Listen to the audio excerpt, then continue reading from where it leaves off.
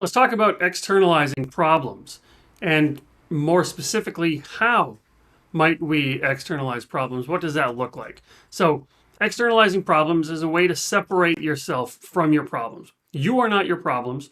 Your problems are your problems. And what does that mean?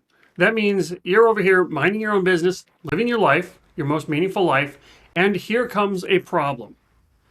This problem comes to you. This problem is not you. Okay, so you are not your problems. Your problems are the problems. So being able to externalize problems help us realize that there's nothing wrong with us. It's just that there's a problem that happens to be in our lives right now. And doing this helps us realize that we can do something about it. It's more empowering. So here's just some examples. You don't have to use any of these if you don't want to, but think of these as examples of how you might externalize problems by naming your problems. So if you have some kind of a problem, say you're worrying all the time, maybe you've got some kind of anxiety and you're just anxious, constantly worrying. You might think about, what would this look like? What would this worry, anxiety look like if it was a separate entity? So we can personify these a little bit by assigning human-like characteristics to these problems. So you might say that the worry, it looks like a scared person that comes and talks to you all the time. And you might give it a name, the worrier. If you find yourself feeling irritated a lot, maybe you come up with a character that you call the anger. And in this case, we are just using the emotion with the in front of it. So the anger is here. The sadness is here. The envy is around. If you feel that you're never good enough, maybe you assign a little character called the inner critic who's always looking for something that's wrong with you. Or maybe it's the judge, and the judge always tells you that there's something wrong with you, that you're never, you can't ever live up to the standards. You're always being judged. You can even take this personification a little bit further and assign a title to it. So maybe I'm afraid of criticism. Maybe I'm afraid of putting myself out there. So I might have this personified problem of Mr. Fear or Mr. Mischief. And this is a good way to personify problems for other people too. So if I have a little boy who's misbehaving, instead of saying you're being a bad boy, I can say Mr. Mischief's been visiting you.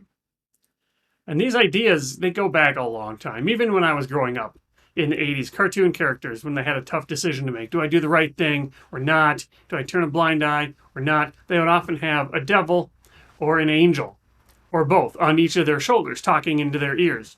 Here's the pros, here's the cons. So having a devil around as the problem, the troublemaker, is as old as I can remember. Now, it doesn't even need to be like a little character.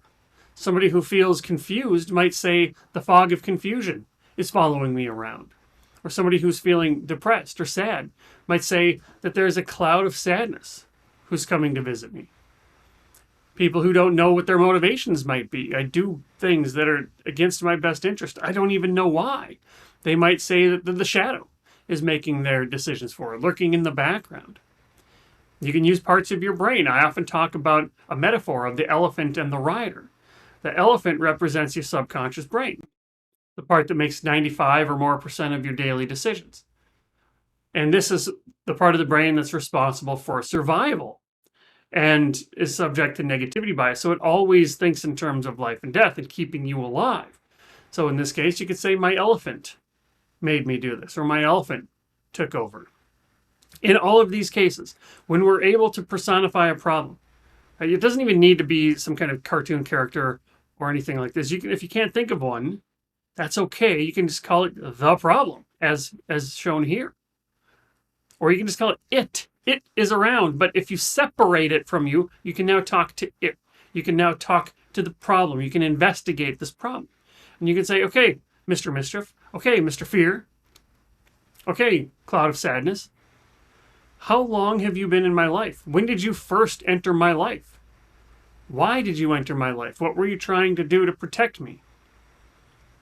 How have you been impacting my life? And you can ask these questions of the problem, and you can take the first step towards getting over the problem. It starts with recognizing you're not the problem, externalizing it, naming it, and investigating it. You get one life. Live intentionally. Greetings, Derek again. Thank you so much for watching.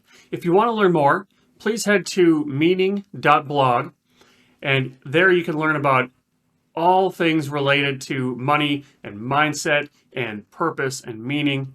And you'll be able to find out how we might be able to work together. You'll find more articles. You'll find links to videos. You'll find online courses, all kinds of things to get you going on your journey towards living more intentionally.